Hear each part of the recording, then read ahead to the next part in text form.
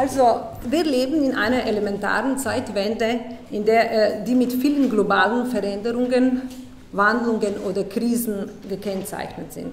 Die projizierten Bilder brauchen keine Worte. Gleichzeitig leben wir aber auch in einer Welt, in der die permanente Beschleunigung alle unsere Lebensbereiche determiniert.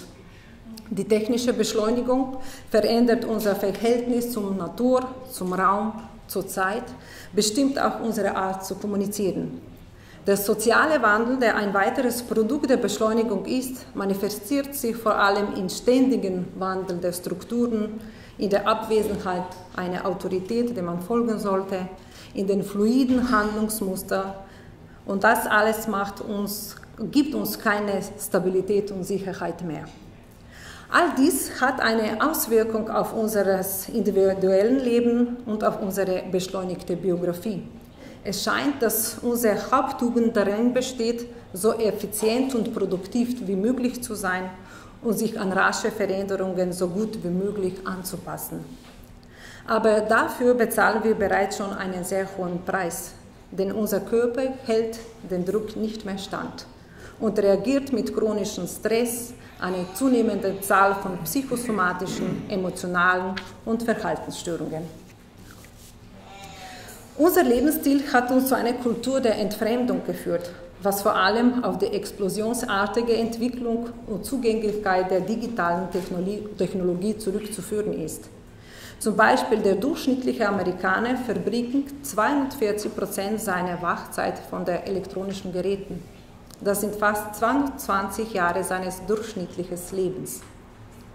Oft laufen wir mit gesenktem Kopf herum, konzentrieren uns auf unsere Geräte, die uns sagen, wie wir aussehen müssen, was wir tun sollen und natürlich mehr kaufen, mehr essen, mehr posten, mehr liken und so weiter.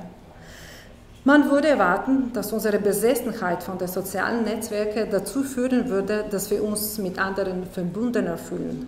Aber die Forschung zeigt das Gegenteil. Die Menschen fühlen sich einsam und allein, vor allem Jugendliche und junge Erwachsene. Durch die Technologie ist der menschliche empathische Kontakt und die persönliche Intimität verloren gegangen. Wir entwickeln uns in einer Gesellschaft, in der wir emotional so weit entfernt sind wie nie zuvor in der Geschichte. Die digitale Technik, die eng mit manipulativer Marketingindustrie verbunden ist, fördert bewusst unsere unkritische Haltung, auch gegenüber dem Konsum, dem besonders die Jugendlichen ausgeliefert sind. Immer wieder werden unsere neurologischen Bahnen angegriffen, die langfristig den Zugang zu dem hochentwickelten Teil des Gehirns, zu dem präfrontalen Kortex, abschneiden.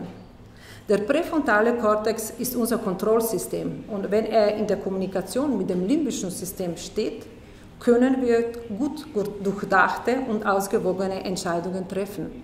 Aber wenn diese Kommunikation unterbrochen wird, kann das dramatische Folgen für uns haben. In unserem Gehirn werden nämlich die Vernetzungen des limbischen Systems intensiviert, die uns impulsiv, ängstlich, furchtsam und ständig hungrig nach sofortiger Befriedigung machen. Auf diese Weise schenken wir unsere Zeit und unser Geld für die Dinge aus, die uns langfristig nicht glücklich machen. Noch mehr. Dadurch verlieren wir den Bezug zu unserem Selbstbild und zu unserem Selbstwertgefühl. Denn unsere Identität wird ständig durch die digitalen Störungen, Werbungen, verschiedene Botschaften immer wieder determiniert. Das wiederum führt dazu, dass wir uns unzulänglich fühlen. Und das ist genau das, was das manipulative Marketingindustrie produziert. Das bringt nämlich höhere Gewinne. Die Anforderungen der digitalen Welt von heute überfordern unseren Gehirn, das sich auch dadurch physisch verändert. Wir wissen, dass sich unser Denkorgan am Laufe von Millionen von Jahren an unterschiedliche Belastungen angepasst hat. Dies hat den Menschen in der Lage versetzt, in die verschiedenen Situationen erfolgreich zu funktionieren. Doch trotz seines Brillanz funktioniert das heutige Gehirn noch immer nach Programmen, die von längerer Zeit geschrieben wurden. Und die heutige Technologie kann diese Programme hacken und es ähnlich wie ein Hacker Software mit einem Computervirus infiziert, die Zwecke der Gehirnprogramme verändern. Wertvolle Anpassungen unseres Gehirns, die uns geholfen haben zu überleben, sind nur zum Einstiegspunkte für Ausbeutung geworden.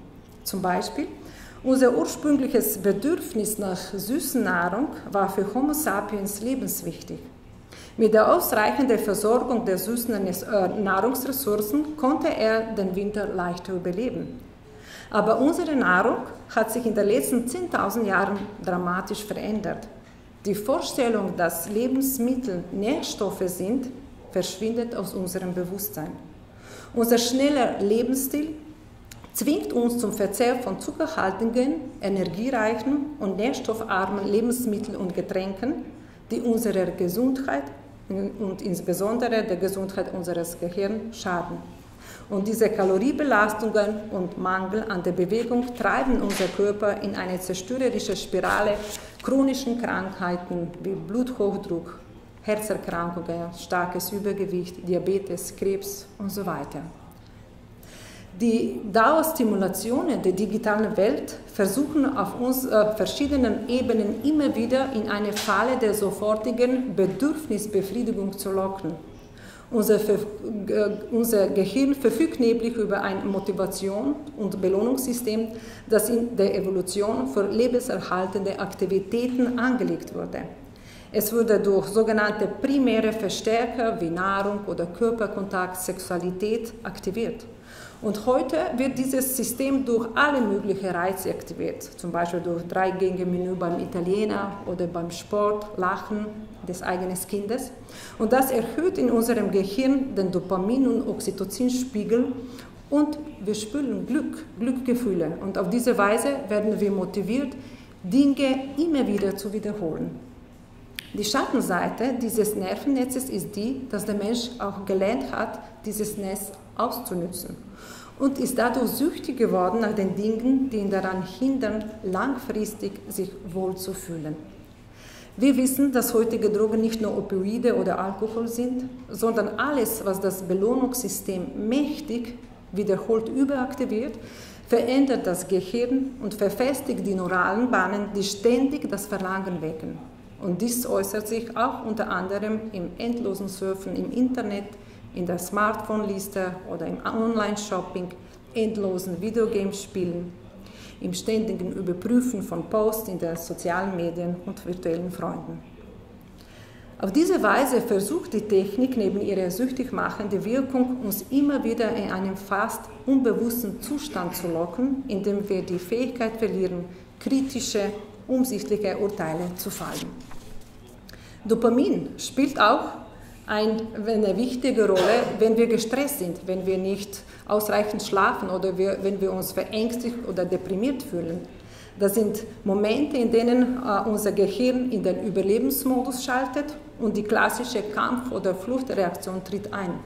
Die Amygdala und die Vernetzung des limbischen Systems und des Stammhirns aktivieren Stresspfade, in der sie die Rübe übernimmt und verringert die Aktivitäten des präfrontalen Kortex. Die Reaktionsmuster unseres Gehirns wechseln von der langsamen, bewussten Kontrolle zu den instinktiven, schnellen, irrationalen Verhaltensweise. Und diese Umstellung des Gehirns war oft und ist überlebenswichtig gewesen, wenn wir uns in Gefahr befunden haben. Aber in der Informationszeitalter, in dem wir höhere kognitive Fähigkeiten benötigen und auch emotionale, um gut zu funktionieren, ist es wichtig, unsere Instinkte mit rationalem Denken auszubalancieren. Aber in der Praxis ist das nicht immer leicht. Der dauerhafte chronische Stresszustand, ungesunder Umgang mit den digitalen Geräten, mangelnde Bewegung in der Natur und falsche Ernährung können allmählich zu Gewohnheit und Routinen führen, die uns das Gefühl geben, dass wir uns überfordert fühlen und dass wir eigenes Leben nicht selbst steuern können. Dies bedroht nicht nur uns als Individuen, sondern auch die Gesundheit des gesamten Planeten. Die Forschung zeigt, dass Menschen mit einem relativ wenig aktiven präfrontalen Kortex wenig mitfühlend und empathisch gegenüber den anderen und Natur sind. Die Distanzierung vom präfrontalen Kortex stellt in diesem Zusammenhang eine große existenzielle Bedrohung für die Menschheit und unseren Planeten dar. Und so komme ich abschließend zu dem letzten Phänomen des Narzissmus hin. Ich spreche hier nicht über die narzisstische Persönlichkeitsstörungen, sondern über die narzisstischen Tendenzen, die sich immer mehr ausbreiten und an die Stelle von Empathie treten. Eines der Hauptmerkmale des Narzissmus ist geringe Empathie. Und die Forschungen haben schon gezeigt, dass das Empathievermögen von heutigen Studenten im Vergleich zu ihren Altersgenossen von 20 oder 30 Jahren um 40% gesunken ist. Die aktuellen Studien über Jugendliche deuten schon bereits darauf hin, dass die übermäßige Nutzung der sozialen Netzwerke die narzisstischen Tendenzen und Eigenschaften verstärken können und dass Narzissmus bei Personen mit geringerem Selbstwertgefühl signifikant zunimmt. Abschließend oder zum Abschluss, also wir leben in einer Welt, in der uns die Technologie unglaubliche Fortschritte ermöglicht. Ich bin sehr viel für die Technologie, natürlich, sie ist toll, aber hat in vielen Bereichen unser Leben erleichtert. Aber andererseits ist die Technologie die uns auch voneinander entfernt. Bei fast 8 Milliarden Menschen, die auf der Welt leben, ist es schwer vorstellbar, dass viele von uns von Gefühl der Einsamkeit und Entfremdung belastet sind. Aber ungeachtet dessen, was uns die Konsumwelt bietet und was die Medien uns glauben machen wollen, sind wir uns Menschen in Wirklichkeit ähnlicher als unterschiedlich. Wir alle sehen uns nach Glück, Erfolg und einem sinnvollen Leben. Und die Tatsache ist, dass wir dem Entfremdungssyndrom nicht einfach aus eigener Kraft entkommen können. Nicht Wettbewerb, sondern die Kraft der Gemeinschaft ist und war der Schlüssel zum Überleben unserer Spezies. Und dies wird auch durch die am längsten laufende Studie über Glück, über die Harvard-Studie, bestätigt. Soziale Beziehungen sind nicht nur ein Weg zum Lebensglück, sondern stehen in einem engen Zusammenhang mit der Länge unseres Lebens und dem Risiko von Krankheiten. Und deshalb ist es wichtig, dass wir die Neuroplastizität unseres Gehirns zu unserem Vorteil nutzen und in unserem Gehirn die neuralen Bahnen festigen, die uns ein ausgeglichenes, sinnvolles und kreatives Leben ermöglichen. Und auf diese Weise werden wir in der Lage sein, das Entfremdungssyndrom auf individueller und gesellschaftlicher Ebene zu heilen. Danke.